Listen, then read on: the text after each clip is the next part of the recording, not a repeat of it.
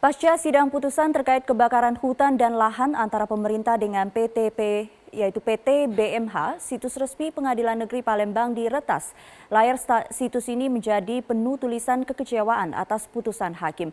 Belum diketahui siapa yang meretas. Rekan kami, Nadia Atmaji akan hadirkan informasi selengkapnya langsung dari Palembang, Sumatera Selatan. Nadia, apa upaya Pengadilan Negeri Palembang begitu mengetahui situsnya diretas? Sumi, upaya yang dilakukan oleh pihak PN Palembang setelah mengetahui situsnya diretas adalah dengan perbaikan yang dilakukan oleh tenaga ahli informatika dari PN Palembang.